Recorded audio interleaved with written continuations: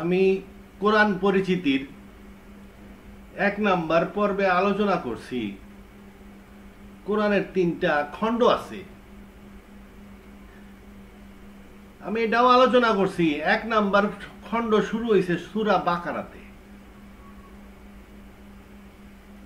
কোরআনের এই খণ্ড জানাটা খুবই ইম্পর্টেন্ট। তা নাইলে আপনি মনে করেন এক অফিসে চাকরি করেন, মনে করেন ছোট চাকরি করেন, কেরানি মনে করেন করেনি, ব্যাংকের কেরানি, বাপ আছে, মা আছে, ভাই বোন আছে, ছেলে পেলেও আছে, সবাই সংসার চালাইতে হয় আপনার। কোরআন পড়া শুরু করলেন, দেখবেন খালি কয় যুদ্ধ কর, যুদ্ধ কর। পড়তেছেন খালি কইতেছে যুদ্ধ কর, যুদ্ধ কর, এরে মার ওরে মার, আর যদি যুদ্ধ না করস তাই তুই মুনাফিক। এটা আপনার ধারণা হবে। কিছুক্ষণ পরে আপনি কোথায় যুদ্ধ করবেন? যুদ্ধের ক্ষেত্র আছে নাকি আপনার?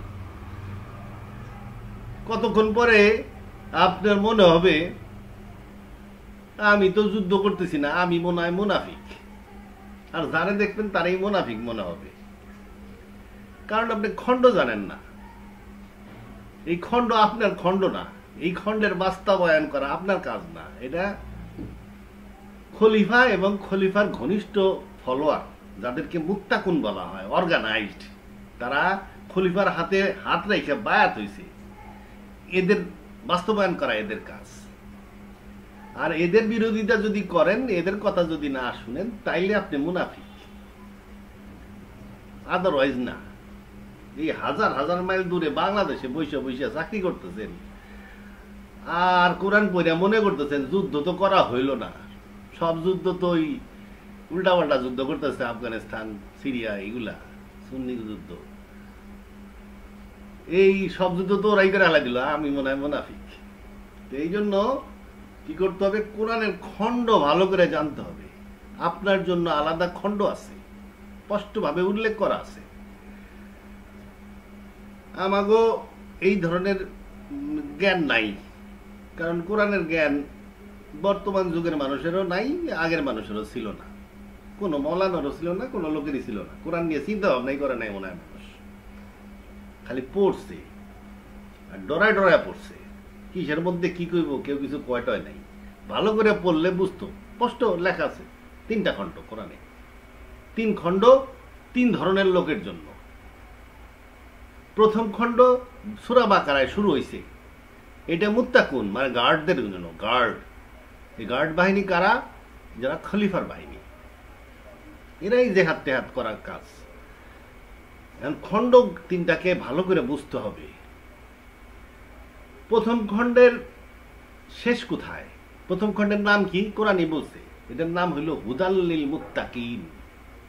হুদাল লিল মুত্তাকিন। তাহলে প্রথম খণ্ড যেখানে শেষ হইছে সেখানে দ্বিতীয় খণ্ড শুরু হইছে। তাহলে প্রথম খণ্ডের শেষ কোথায়? এই প্রথম খণ্ডের শেষ বোঝাটাই মুশকিল। এই জন্য মানুষ কোনো বুঝতে পারে নাই আসলে যে কোথায় প্রথম খণ্ড আর কোথায় দ্বিতীয় খণ্ড। তবে তৃতীয় খণ্ডটা পরিষ্কার আছে। এই জন্য আমি এখন আপনাদেরকে প্রথম খণ্ডের শুরু দেখাইছি, এখন আগে আমি তৃতীয় খণ্ডের শুরু দেখাবো। তৃতীয় খণ্ডের শুরু হইছে হইল 31 নাম্বার সূরায়। 31 নাম্বার সূরা যদি পড়েন তাহলে শুরুতেই দেখবেন তিলকা আয়াতুল কিতাবুল হাকিম। এটা মহান হাকিম, গ্র্যান্ড, মহান কোরআনের আয়াত। হুদা ওয়া রহমাতাল্লিল মুহসিনিন, মানে হুদাল্লিল মুহসিনিন, এখান থেকে শুরু। হুদাল্লিল মুহসিনিন, তাহলে হুদাল্লিল মুহসিনিন শুরু হইল কোথায়? 31 নাম্বার সূরায়। আর সূরা বাকারায় কি শুরু হয়েছিল? সূরা বাকারায় শুরু হয়েছিল হুদাল্লিল মুত্তাকিন, মানে পাহারাদার, গার্ড, যোদ্ধা, ফাইটার। আর এই হুদাল্লিল মুহসিনিন, মুহসিনিনরা ফাইটার না। মুহসিনিন অর্থ করা হয় ডুয়ার্স অফ গুড, যারা ভালো কাজ করে। মানে একটা চোর চুরি করে, সে লোক খারাপ কাজ করে। আর একটা লোক জুতা সেলাই করে, সে ভালো কাজ করে। প্রফেশন, ভালো প্রফেশন। কৃষি কাজ করে, ভালো কাজ করে সে। তবে এদের মধ্যে লেভেল আছে। আপনি যখন এই হুদাল্লিল মুহসিনিন এই কোরআনের শেষ পর্যন্ত, এই শেষ পাতা পর্যন্ত হুদাল্লিল মুহসিনিন, এটা মুহসিনিনদের বই। যারা মুহসিনিন কারা? ডুয়ার্স অফ গুড, মানে যারা ভালো কাজ করে তারাই হলো মুহসিনিন। মুহসিনিনের মধ্যে আবার লেভেল আছে। যারা নাকি মুহসিনিন মানে যে আহসান করে, হেল্প করে বা ভালো কাজ করে, যারা ডাইরেক্টলি মুত্তাকুনদেরকে হেল্প করে, মানে টাকা পয়সা দিয়ে হেল্প করতেছে যুদ্ধযাত্রায়, এই মুহসিনিনরা হইতেছে নাম্বার 1 গ্রুপ মুহসিনিনদের, সবচেয়ে উঁচা মুহসিনিন। কিংবা মনে করেন ইরানের IRGC, তারা মুত্তাকুন, তারা প্যালেস্টাইনে যায় যুদ্ধ করতেছে, আর বাড়িতে বসে বসে কিছু বৈজ্ঞানিক মিসাইল টিজাইল আবিষ্কার করতেছে, বানাইতেছে, ফাইটার প্লেন বানাইতেছে, এইসব বানাইতেছে। ওই যুদ্ধ যে বেটা করতেছে সে বেটা হলো মুত্তাকুন। আর এখানে গ্রামে বাড়িতে বসে বসে যে নাকি মিসাইল বানাইতেছে, গবেষণা করতেছে, প্লেন বানাইতেছে। এই যে আমেরিকার প্লেন আসতেছিল 14 কিলোমিটার উপর দিয়া, ইরানের এক সৈনিক বসে রয়েছে 2টা মিসাইল নিয়ে, কয়েকবার কইছে ওই গেলি গেলি যায় না, আমেরিকানরা আসতেছে। ওই প্লেনটা ফলো করে আবার একটা বিরাট বড় এয়ার বাস আসতেছিল। এয়ার বাস, এই প্লেন ডাটা পাঠায়, এয়ার বাস ওটা সলিউশন করে রেকর্ড করে। এয়ার বাসে প্রায় 70-80 জন টেকনিশিয়ান ছিল। তোরা মনে করছে এটারে যাইবার কয়, এটারে তো আমরা ফালাইবার পারি না, আমাকে রাডারের ওটা না, আমাকে মিসাইল দিয়ে এটারে ফালানো সম্ভব না। ও হালার ইরানের বেটা করবো কি? তো ইরানের নিচে যে সৈনিক বসে রয়েছে, ও কয়েকবার কইছে গেলি গেলি, মানে রাডারে দেখছে, রাডারে দিয়ে কইছে গেলি গেলি, জানি মেরে দিচ্ছে খোরদার, পুরান আমলের, ইরানের পুরান আমলের মিসাইল, এই খোরদার যায় ওটারে ফালাই দিচ্ছে। আমেরিকা বুঝে গেছে যে এখানে আর বাদ নাই, চলে গেছে। আচ্ছা, এখন কথা হইতেছে এই লোকগুলা যে গবেষণা করতেছে বাড়ি বসে, এই মুহসিনিন নাম্বার 1 গ্রুপ, কিংবা যে অনেক টাকা পয়সা দান করতেছে, সে মুহসিনিন নাম্বার 1 গ্রুপ। বাকি লোক যারা নাকি খলিফার কাজে সমর্থন করতেছে, জিন্দাবাদ দেওয়া লোক, এরাও মুহসিনিন, তবে একটু লোয়ার লেভেলের। এবং সাধারণ লোক যারা নাকি ডিস্টার্ব করে না, কৃষি কাজ করতেছে, ব্যবসা বাণিজ্য করতেছে, খলিফা আছে, তার কোনো মনে অশান্তি নেই, ভালো, এও এক ধরনের মুহসিনিন। এই মুহসিনিন গ্রুপদের বই হইতেছে এইটা, লাস্টের অংশ 31 নম্বর সূরা থেকে শেষ পর্যন্ত। এই অংশে দেখবেন বারবার খালি বেশি বেশি দান করতে বলছে, কোনো যুদ্ধের কথা কয় নাই, কোনো জিহাদের কথা নাই, মুহসিনিনদের জিহাদের কথা নাই। হুদাল্লিল মুহসিনিনের পরে যখন কোরআনের হুদাল্লিল মুহসিনিন শুরু হইল, তারপরে আর জিহাদের কথাবার্তা নাই। এবং কি করতে বলছে? খালি বলছে দান করো, দান করো, দান করো। যদি দান না করো তাহলে মনে হবে যে তুমি মুনাফিক, ইমান নাই মনে হইতে পারে, তুমি দোজখেও চলে যেতে পারো। দান করতেই হবে, দানের জন্য খুব এখানে প্রেশার দিছে। 2 নাম্বার কি করছে? খালি বারবার কিয়ামতের কথা বলছে, যে কিয়ামত আসতেছে, কিয়ামত আসতেছে, কিয়ামত আসতেছে, ভর্তি খালি কিয়ামত, মানুষের ডর দেখাইছে যে ভালো ভালো ভালো থাকো। আর কি আর বলছে এখানে যে নামাজ, সকালে নামাজ পড়ো, দুপুরে নামাজ পড়ো, রাত্রে নামাজ পড়ো, তারপরে হারা দিন পড়ো, তারপরে হারা রাইতি পড়ো, মানে নামাজ যতবারও পড়তে থাকো আর কি, মানে ইবাদত আর কি। আর কইছে না পারলে কোরআন শরীফ পড়ো। এই তারপরে কিছু সামাজিক আইন কানুন দিছে, বোরখা পড়ো, এইগুলা সব এর ভিতরে। মানে এটা হলো সাধারণ লোকদের অংশ। এই সাধারণ লোকরা এই অংশ বাস্তবায়ন করবে, হুদাল্লিল মুহসিনের অংশ বাস্তবায়ন করবে। এবং হুদাল্লিল মুহসিনের অংশ বাস্তবায়ন করতে যায় মুত্তাকিনদের জন্য কি করতে হবে সেটা এখানেই লেখা আছে। মুত্তাকিনদের সাহায্য দরকার, সেই সাহায্যটা কি সেটা এখানেই আছে, আপনি এখানে পড়বেন। তবে হ্যাঁ, আমি সবাই মুহসিনের কাম সোজা বলে সব মুহসিন হয়ে গেলেন তা না। কিছু লোক তো মুত্তাকিন হবেই, কিছু লোক আছে যারা নাকি অল্পে সন্তুষ্ট না, তারা জান্নাতুল ফেরদাউসের নিচে চিন্তাই করে না।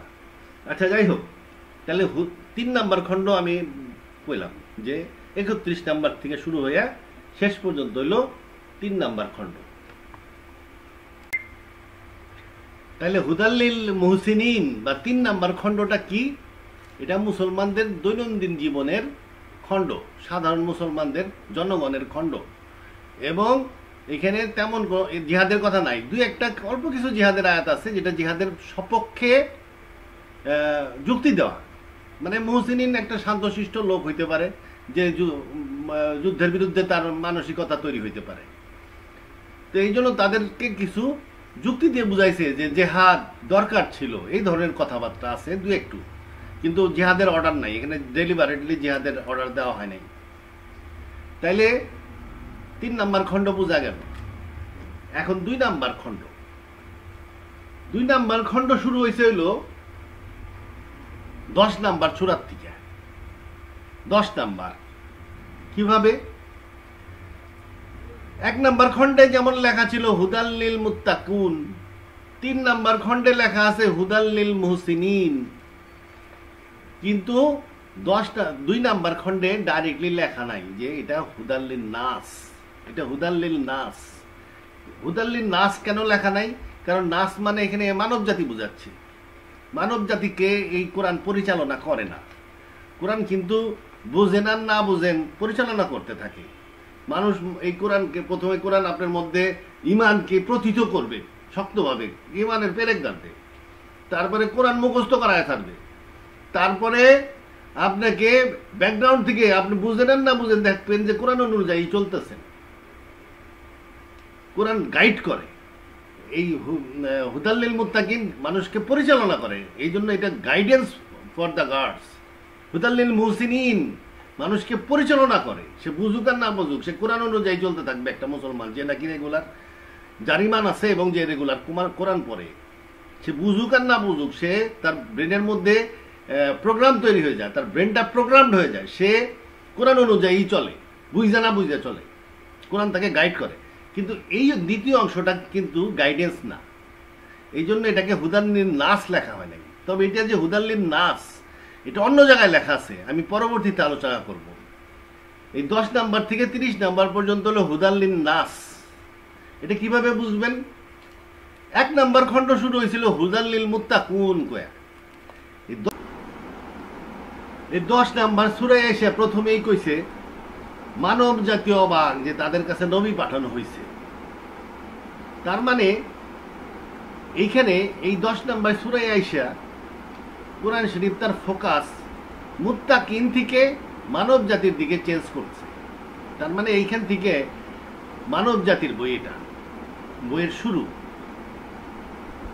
এটাকেই আমি বলতেছি হুদাল্লিল নাস। হুদাল্লিল নাস 10 নাম্বার সূরা থেকে 30 নাম্বার সূরা পর্যন্ত হুদাল্লিল নাস। এখন যদি আমি এই 10 থেকে 30 নাম্বার পর্যন্ত কেউ পড়ে তাহলে সে বুঝতে পারবে যে এটা এই অংশটা মূলত ধর্ম প্রচারের জন্য। 10 থেকে 30 ভর্তি শুধু সাইন্টিফিক সাইনে ভর্তি। এই সাইন্টিফিক সাইন ব্যাখ্যা করলে বোঝা যায় যে এটা একটা ঐশিক গ্রন্থ। 10 থেকে 30 মূলত ধর্ম প্রচারের অংশ, এটাকে বলা হয়েছে হুদাল্লিল নাস। তবে এখানেও কিছু দায়িত্বশীল ব্যক্তি আছে। দায়িত্বশীল ব্যক্তিদেরকে ডাইরেক্টলি বলা হয় নাই, কিন্তু ইন্ডিকেট করা আছে। এই পার্ট 2 হুদাল্লিল নাসে দেখবেন খিজির আলাইহিস সালামের পরিচয় দেওয়া হয়েছে। খিজির আলাইহিস সালাম অর্থাৎ এই ধরনের লোক ধর্ম প্রচারের জন্য দায়িত্বশীল। এছাড়াও পরিচয় দেওয়া হয়েছে আসহাফে কাফের।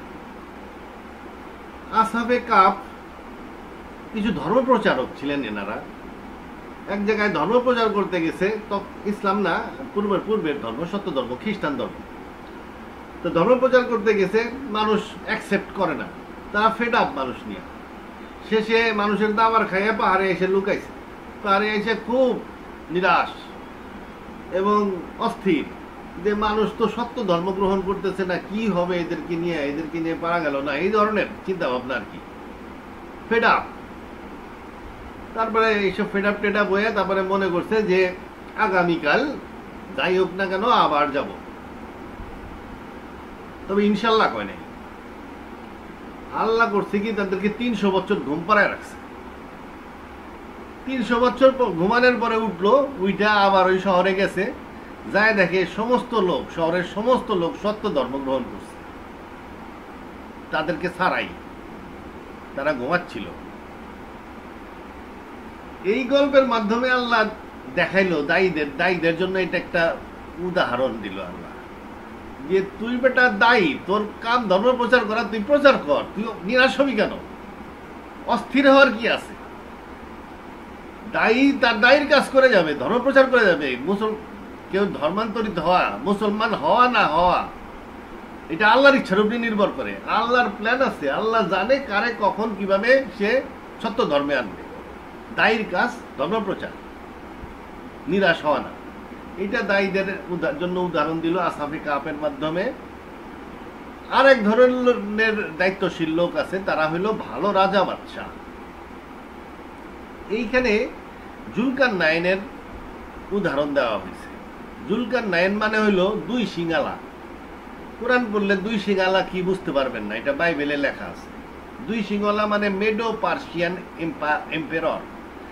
মেডো পার্সিয়ান এম্পেররদেরকে দুই সিঙ্গালা বলা হইত।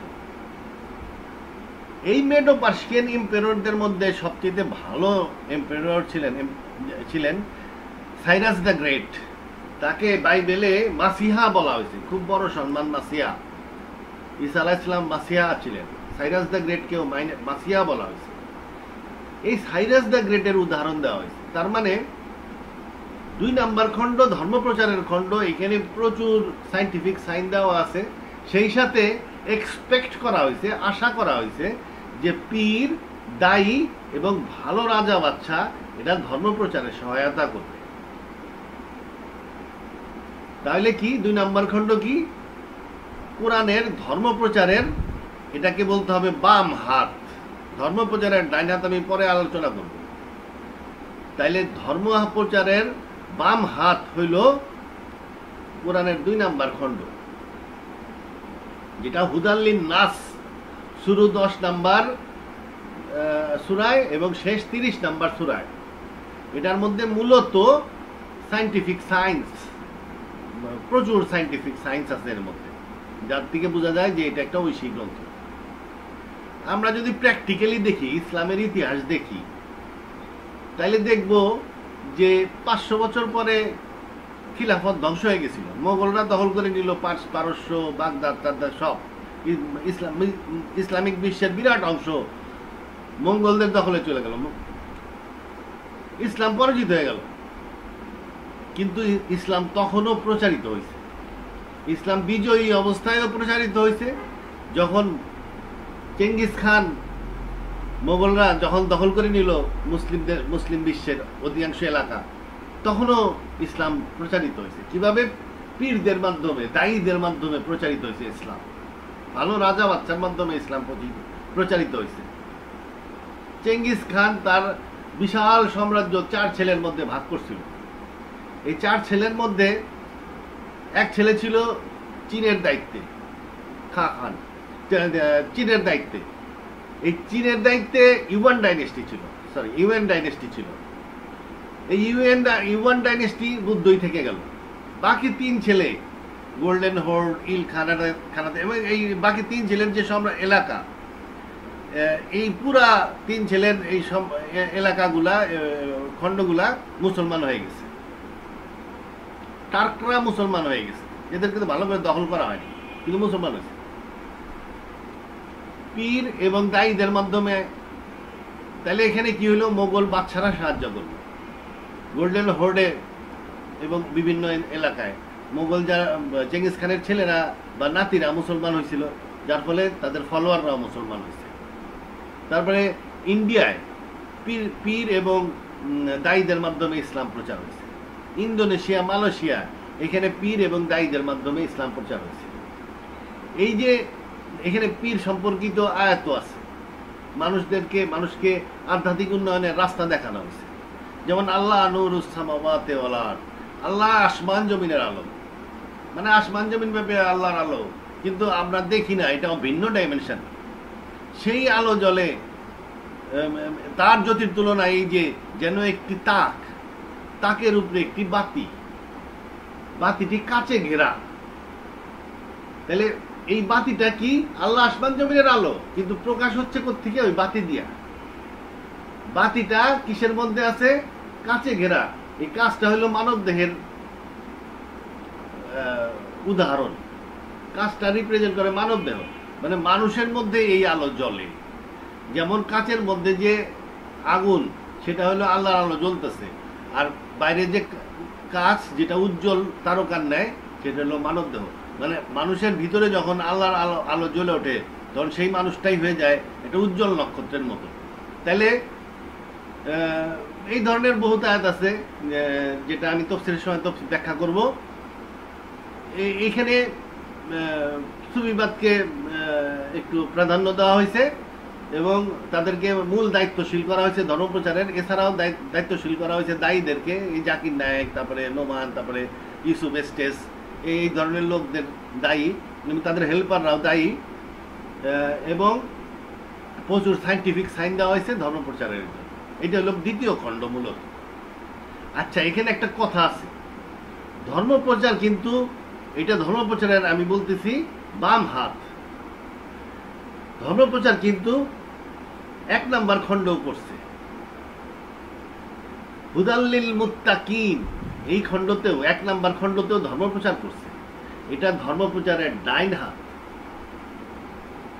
এটা হলো প্রথম যুগে ইসলাম যে চেঙ্গিস খানের কাছে মুসলিমরা হেরে গেছিল, তার আগে খিলাফত যতদিন পর্যন্ত ছিল, সেই ততদিন পর্যন্ত প্রথম খণ্ডের মাধ্যমে ইসলাম প্রচার হয়েছে। এটা হলো ইসলাম প্রচারের জিহাদি পদ্ধতি।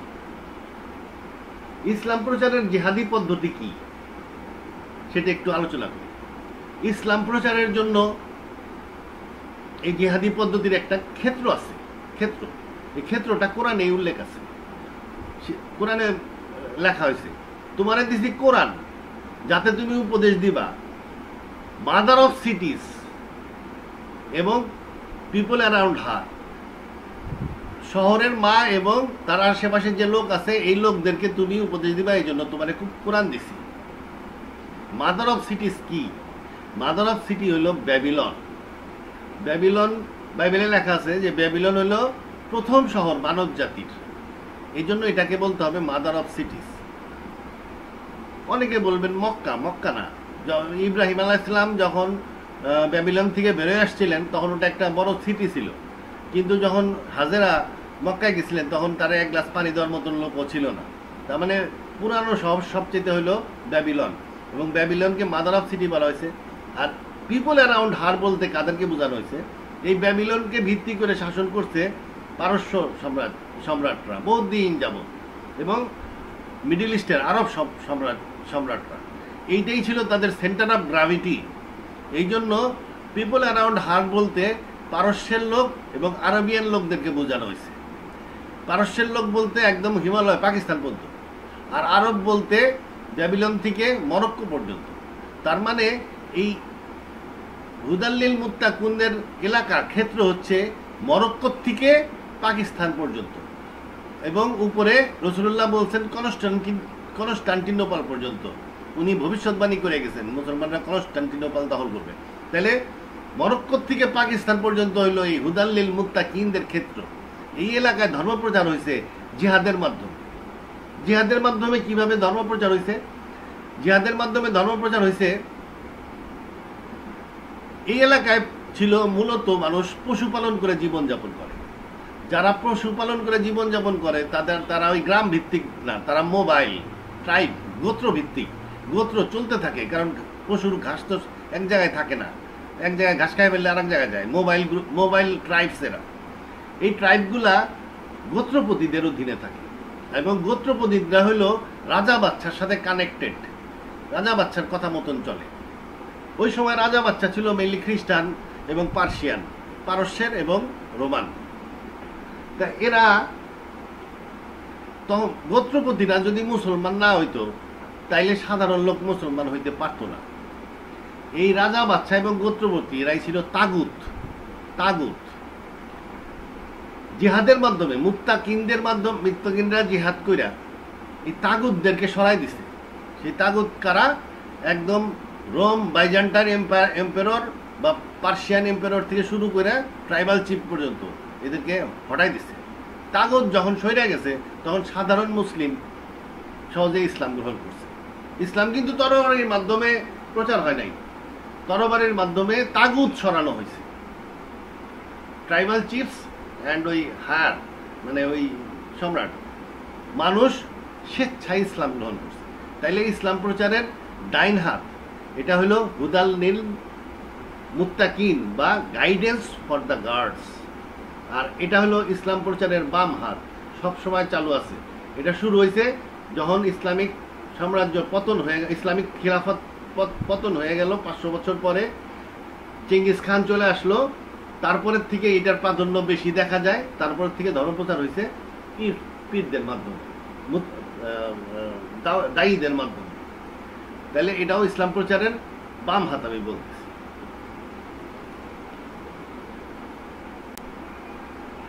তাই বলে আবার মনে করেন না যে 1 নম্বর খণ্ডের অর্থাৎ হুদাল্লিল মুত্তাকিনের বা গাইডেন্স ফর দ্য গার্ডসের এখন আর কোনো দরকার নাই। দরকার আছে, কারণ 1 নম্বর খণ্ডেই আছে সূরা বাকারা। সূরা বাকারা হইতেছে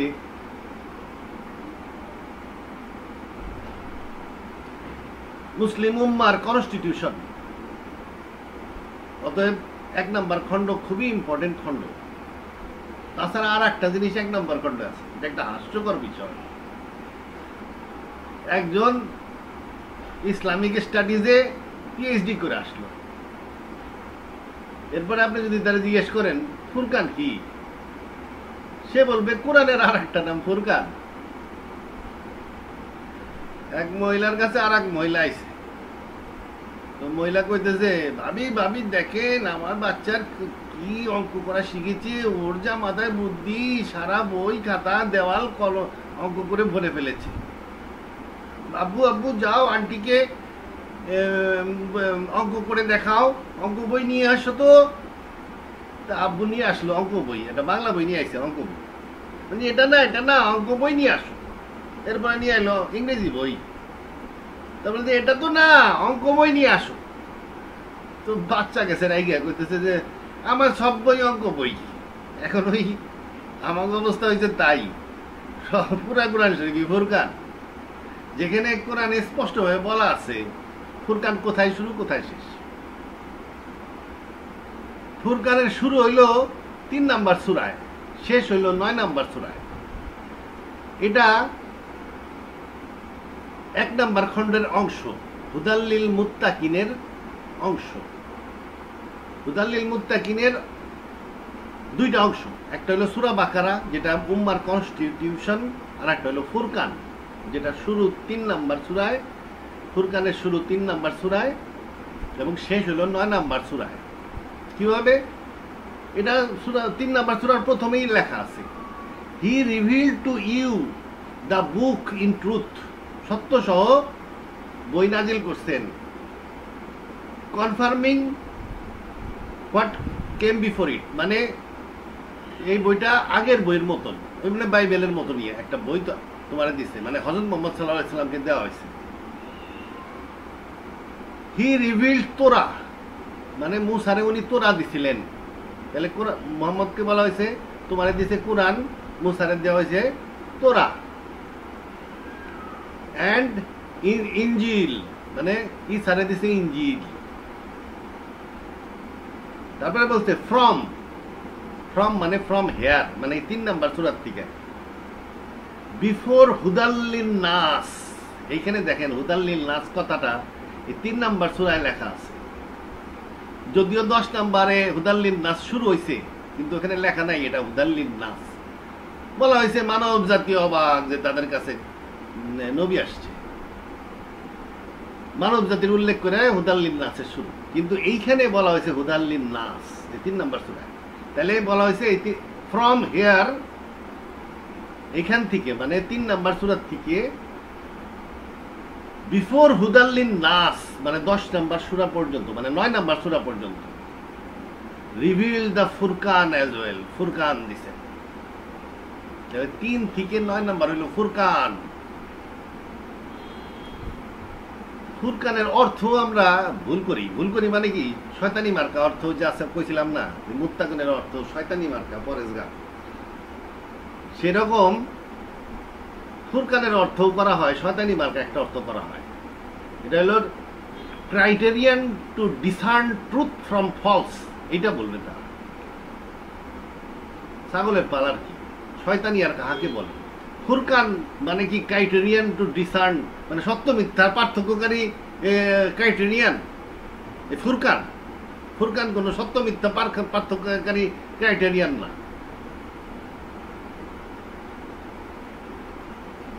ফুরকান কি, ফুরকান কি এটা আমাদের জানতে হবে, বুঝতে হবে। ফিরক, ফিরক, ফিরক ওই না, ফিরকা, ফিরক মানে ভাগ করা। একটা ছুরি, একটা ফুরকান বলা যায়, মানে এটা ভাগ করে, এটা তরোয়াল, এটা ফুরকান ভাগ করে। আচ্ছা যাই হোক, আমি আরবিতে অত এক্সপার্ট না, তবে এটা আমি পরিষ্কার বুঝতে পারতেছি। কোরআন শরীফে বদরের যুদ্ধের দিনকে বলা হয়েছে ডে অফ ফুরকান, তার মানে যুদ্ধের দিন। ফুরকান মানে যুদ্ধ, এই যুদ্ধটাই মানুষকে ভাগ করে দিছে। তাইলে ফুরকান মানে যুদ্ধ, ডে অফ ফুরকান মানে যুদ্ধের দিন। আর এইখানে বলা হয়েছে ফ্রম, এই 3 নম্বর সূরা থেকে 9 নম্বর সূরা পর্যন্ত দিছি ফুরকান। এখানে ফুরকান হলো একটা বই, ওয়ার বুক। তোরাতে ওয়ার বুক ছিল, তোরাতে এই যে ডেড সি স্কল পাওয়া গেছে, ওইখানে তোরার মধ্যে একটা ওয়ার স্কলও পাওয়া গেছে, যুদ্ধের বই, যুদ্ধের পাণ্ডুলিপিও পাওয়া গেছে। সেই রকম কোরআন শরীফেরও একটা ওয়ার বুক আছে। এই ওয়ার বুকটাই হইতেছে ফুরকান, যেটার শুরু 3 নম্বর সূরায়, শেষ 9 নম্বর সূরায়। এখন এই ওয়ার বুক সব দেশেরই থাকে, আমেরিকার আছে, রাশিয়ার আছে, বাংলাদেশেও আছে। ওয়ার বুক থাকে সব দেশে, যুদ্ধের সময় নীতি পলিসি এইসব ওয়ার বুকে থাকে। যেহেতু উম্মা ক্রিয়েট করা হয়েছে একটা মুসলিম উম্মা, অতএব তাদেরও একটা ওয়ার বুক থাকবে, যার মধ্যে ওয়ারের পলিসি থাকবে, প্রসিডিওর থাকবে। তার উপরে আবার ইসলাম প্রাথমিক যুগে প্রচারই হয়েছে জিহাদের মাধ্যমে। অতএব ওয়ার বুক ডেলিভারিটা একটা ওয়ার বুক থাকার কথা, এবং এটা হলো সেই ফুরকান। তো এখন আমি সংক্ষেপে বলবো কি কি বিষয় আলোচনা করা হয়েছে এই ফুরকানে। যদি 3 নম্বর সূরায়, আমরা 2 নম্বর সূরায় আলোচনা করছি, সূরা বাকারাতে বিস্তারিতভাবে ইহুদিদের সম্বন্ধে আলোচনা করা হয়েছে, ওদেরকে আমাদের থেকে আলাদা করে দেওয়া হয়েছে, আমরা আলাদা উম্মাহ। 3 নম্বর সূরায় কিন্তু খ্রিস্টানদের সম্বন্ধে মূলত আলোচনা করা হয়েছে। ওই সময় খ্রিস্টানরা ছিল powerful, Roman Byzantine empire rule করতেছিল ওই এলাকা। তাদের সাথে যুদ্ধ করার প্রয়োজন পড়বে, এটা শিওর ছিল যে তাদের সাথে যুদ্ধ হবে। এখন খ্রিস্টানদের সাথে মুসলমানরা কেন যুদ্ধ করবে? করলেই তো বলবে ঈসাও আমাদের নবী, মুহাম্মদও আমাদের নবী, আমরা কেন, ওরাও সত্য ধর্ম, আমরাও সত্য ধর্ম, আমরা কেন খ্রিস্টানদের সাথে যুদ্ধ করবো, গুনাহ যদি হয়। এইটাকে টেকনিক্যালি আল্লাহ মোটিভেট করছে যুদ্ধের দিকে। প্রথমে কইছে ইমরান মেরি খুব ভালো, তারপরে তার কালু নাকি কি জানো জাকারিয়া খুব ভালো, তার পুলা জন খুব ভালো, ঈসা কেমনে জন্ম নিল, ঈসা তো ভালোরই ভালো, এই ভালো। তারপরে খ্রিস্টানদের সম্বন্ধে আলোচনা করছে। এমন খ্রিস্টান আছে যারা সূরা পড়ে কান্দে, ওরাও ভালো। এমন খ্রিস্টান আছে যত টাকাই দাও আবার ফেরত দিবে, ভালো। আস্তে আস্তে আস্তে আস্তে আবার এমন খ্রিস্টানও আছে যে পয়সা নিলে আর ফেরত দেয় না। তারপরে আস্তে আস্তে কইছে ওরা যদি তোমাদের সাথে যুদ্ধ লাগে ও পিঠ দেখায় পালাই চলে দেব। মানে আস্তে আস্তে আস্তে আস্তে ওদের ডার্ক সাইডটা উন্মোচন করা হয়েছে, এবং মুসলমানদেরকে মোটিভেট করছে আস্তে আস্তে যেন মুসলিমরা খ্রিস্টানদের সাথে যুদ্ধ করে। এটাই ইমরান, সূরা ইমরান বলতে, সূরা ইমরানকে আপনি বলতে পারতেন সূরা খ্রিস্টান, মানে খ্রিস্টানদের পরিচয় এটা। এরপরে এই সূরাতেই উহুদের যুদ্ধের সমালোচনা করা হয়েছে। Lesson learn from the battle of Uhud. কেন এখানে উহুদের যুদ্ধের সমালোচনা করা হলো? বদর তো আগে ফাইট করা হয়েছিল, বদরের আলোচনা আগে আসা উচিত ছিল, তা না করে উহুদের আলোচনা কেন আসলো? কারণ উহুদে মুসলমানরা ক্ষতিগ্রস্ত হয়েছিল। যখন খ্রিস্টান সাম্রাজ্যের সাথে যুদ্ধ করতে যাবে এরকম ক্ষতিগ্রস্ত হওয়ার চান্স আছে। এই জন্য এই সূরার সাথেই উহুদের যুদ্ধের আলোচনা করা হয়েছে, যেন মুসলমানরা কোনো সাময়িক পরাজয়ে ভয় না পায়, পিছায় না আসে। এই সূরাটা মূলত রোমান বাইজেন্টাইন এম্পায়ারের বিরুদ্ধে মুসলমানদেরকে মোটিভেট করছে, প্রস্তুত করছে সূরা ইমরান 3। এই জন্য এটা এখানে ফুরকান শুরু। এই সূরায় ঘোষণা করা হয়েছে ইউ আর বেস্ট অফ উম্মাহ, আমরা না ওই সাহাবীরা, বেস্ট অফ উম্মাহ রেইজড ফর ম্যানকাইন্ড, মানব জাতির মধ্যে সত্য প্রচারের জন্য তোমাদেরকে ঠিক করা হয়েছে। তারা যে সত্য প্রচার করে গেছে এটা এখনো চলতেছে, এখনো কিছু কিছু আছে, ওই দিয়ে আমরা চাইলে চালাই যেতেছি। এই সূরা ইমরান এই সূরার মাধ্যমে খ্রিস্টানদের বিরুদ্ধে মুসলমানদেরকে প্রস্তুত করা হয়েছে। তাহলে প্রস্তুতি হয়ে গেল। এরপরে আসেন 4 নাম্বার সূরা। 4 নাম্বার সূরা কি? সূরা নিসা, নাম দিয়েছে সূরা মহিলা। আসলে এটা মহিলা বিষয়ক সূরা না, এটা হলো 4 নাম্বার সূরা। ইসলামী পরিবার ও সমাজ গঠন করা হয়েছে। ইসলামী পরিবার কিভাবে সৃষ্টি করা হয়েছে? আইন দেওয়া হয়েছে কারে বিয়ে করা যাবে, কারে বিয়ে করা যাবে না। তারপরে কি দেওয়া হয়েছে? উত্তরাধিকার আইন দেওয়া হয়েছে, মানে পরিবারের লোক প্রধান মরে গেলে সম্পত্তি কেরা পাইব। তারপরে আর কি দেওয়া হয়েছে? এই বিভিন্ন রকমের অনেক কিছু দেওয়া হয়েছে। ফর্মিক ইসলামিক ফ্যামিলিজ, তারপরে সোশ্যাল সিকিউরিটির ব্যাপারে বলা হয়েছে। তারপরে এখানে বলা হয়েছে যে ইকোনমিক সেফটি, মানে সোশ্যালিজম বলছে যে সমাজে ব্যবসা করো, তার মানে সোশ্যালিজম বাতিল করছে, কমিউনিজম বাতিল করছে, ব্যবসাকে হালাল করছে। তারপরে ব্রাদারহুডের পোর্শন, মানে ওই যে আনসাররা মুহাজিরের যে অংশ দিতে চাইছিল সেটা দিতে বলছে। তারপরে ডিভোর্সের ব্যাপারে আলোচনা করছে। ডিভোর্সের ব্যাপারে কিন্তু আগেও আলোচনা হয়েছে, কিন্তু এইখানে যে ডিভোর্স এটা হলো সামাজিক ডিভোর্স। সামাজিক ডিভোর্স কিন্তু 3 তালাক একসাথে দেওয়া যায়, কারণ সামাজিক ডিভোর্স মনিটর করে মসজিদের ইমাম। মসজিদের ইমাম কিন্তু গ্রামের ইমাম, ইসলামী সমাজের ইমাম। ইসলামী সমাজের ইমাম যখন একটা জিনিস ডিভোর্সকে কার্যকরী করেন, 3 তালাক একসাথে ওটা পাকা হয়ে যায়। কিন্তু তাই বলে যে ব্যক্তিগত পর্যায়ে যে ডিভোর্সের সিস্টেম আর একটা আছে, এটা আমার তফসিল পড়লে বুঝবেন। ডিভোর্সের 3টা প্রসেস আছে। ডিভোর্স বাই অ্যাবস্টেনশন, মানে হারাই গেছে স্বামী, 4 মাস ধরে খবর নেই, ডিভোর্স হয়ে যাবে। আর এক রকম আছে যে ওই যে 1 তালাক দিলেন, তারপরে 3 মাস পরে আবার আর 1 তালাক দিতে হবে, তারপরে 3 মাস পরে আর 1 তালাক। ওটা হলো ব্যক্তিগত পর্যায়ে, পারিবারিক পর্যায়ে, ওটাও ডিভোর্স হবে। কিন্তু যদি কেউ বউরে প্রহার করে, মসজিদের ইমাম খবর পাইলেই উনি আরবিটার নিয়োগ করবেন, আরবিটার ডিসিশন দিবে এবং চেষ্টা করবে মিলানের। যদি দেখে মিলাইলে ভালো হবে না, তাহলে ডিসিশন দিয়ে দিবেন তালাক। ওই তালাক 3 তালাক পরপর হয়ে যায়। এবং ওটা হলো, যেহেতু এটা Islamic social leader, Islamic social leader হলো মসজিদের ইমাম, উনি যেহেতু এটা ডিসিশন দিচ্ছেন, ওটা ইররিভার্সিবল। আচ্ছা, ফাইনালি 4 নাম্বার সূরায় হিপোক্রিটদেরকে মেরে ফেলতে বলছে, যে সমাজকে পরিষ্কার করতে বলছে, কারণ যুদ্ধের জন্য প্রস্তুতি চলতেছে। এই সময় ওই মুনাফিক থাকা ঠিক হইতো না। কিন্তু রাসূলুল্লাহ কিন্তু হিপোক্রিটদের সাথে যুদ্ধ করেন নাই। যদিও 4 নাম্বার সূরায় ইসলামী সমাজ গঠন করা হয়েছে, ইসলামী পরিবার সমাজ গঠন করা হয়েছে, তারপরে ফাইনালি বলছে হিপোক্রিট যেখানে পাও, হিপোক্রিট বা মুনাফিক যেখানে পাও মেরে ফেলো। কিন্তু রাসূলুল্লাহ মারেন নাই, জিহাদ করেন নাই। কেন? এটার সাথে অনেক আইন কানুন দেওয়া হয়েছে, যে যদি ভুল করে মুসলমান মেরে ফেললো তাহলে কি হবে। তারপরে এই নানান রকমের আইন, হিপোক্রিট মারার পরে যে মারতে যাও মারবা না, মানে নানান রকম পদ্ধতি, এমন পদ্ধতি দেওয়া হয়েছে যে মুনাফিক মারা একটা কঠিন কাজ হয়ে গেছে। রাসূলুল্লাহ এই মুনাফিক মারেন নাই। তবে হাদিসে আছে রাসূলুল্লাহ বলছেন যে আমি যদি মুনাফিকদের বানিয়ে অন্য লোকে বলবে মুহাম্মদ তার নিজের লোকদের হত্যা করে, এই জন্য আমি এই জিহাদটা করলাম না। তাতে এতে আরেকটা জিনিস বোঝা যায়, কোরআন শরীফে জিহাদের অর্ডার থাকতে পারে, কিন্তু জিহাদের এক্সিকিউটিভ অর্ডার ইসলামিক লিডারশিপ বা খলিফার দিতে হবে। যেহেতু এখানে রাসূলুল্লাহ এক্সিকিউটিভ অর্ডার দেন নাই, সেহেতু এই হিপোক্রিটের বিরুদ্ধে যুদ্ধটা হয় নাই। তারপরে কি 5 নাম্বার সূরা। 5 নাম্বার সূরায় হলো, যেহেতু মুসলমানরা ভবিষ্যতে বিরাট এলাকা দখল করবে, সেখানে খ্রিস্টানরাও থাকবে, সেহেতু তাদের সাথে ইন্টারাকশন কি হবে না হবে এইটা নিয়ে আলোচনা করা হয়েছে।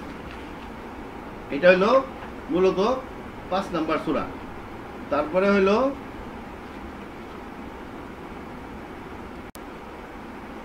6 আর 7 ইসলাম প্রচারের জিহাদি সিস্টেমের যে পলিসি সেটা দেওয়া হয়েছে মূলত। 8 হলো জেনারেল ইনস্ট্রাকশন ফর ওয়ার, মানে বিভিন্ন রকমের যুদ্ধের পলিসি দেওয়া হয়েছে 8-এ। 9-তে ফাইনালি ওয়ার ডিক্লেয়ার করা হয়েছে, যে পাগানদের নিষিদ্ধ মাস পরেই পাগান মানে পৌত্তলিকদের বিরুদ্ধে যুদ্ধ শুরু করো, এটা এক্সিকিউটিভ অর্ডার। এবং খ্রিস্টানদের বিরুদ্ধে পলিসি দেওয়া হয়েছে যে যতক্ষণ পর্যন্ত তারা জিজিয়া না দেয় ততক্ষণ পর্যন্ত তাদেরকে সাথে যুদ্ধ করতে হবে। খ্রিস্টানরা জিজিয়া দিয়ে বর্ষতা স্বীকার করলে আর যুদ্ধ নাই খ্রিস্টানদের সাথে, কিন্তু পৌত্তলিকদের বিরুদ্ধে যুদ্ধ চালাইতে থাকো যতক্ষণ পর্যন্ত না তারা ইসলামে না আসে। তা এইটা হলো সূরা 9 নম্বর সূরা। এটা আপনি ডিটেল জানার জন্য আমার তফসির, সায়েন্টিফিক তফসির অফ দ্য কোরআন, www.alquranTafsir.com, এটার মধ্যে পাবেন। www.alquranTafsir.com এই ওয়েব পেজে আমার ফ্রি পিডিএফ দেওয়া আছে, ফ্রি পিডিএফ ডাউনলোড করে পড়তে পারেন। এটা সায়েন্টিফিক তফসির সার্চ দিলেও, গুগলে সার্চ দিলেও পাওয়া যায়। এই হলো কোরআন পরিচিতি। আমি এরপরে একটা করে সূরা তফসির করব ইনশাল্লাহ, এবং ওইখানে কোনো সন্দেহ থাকলে ক্লিয়ার হয়ে যাবে। আল্লাহ হাফেজ।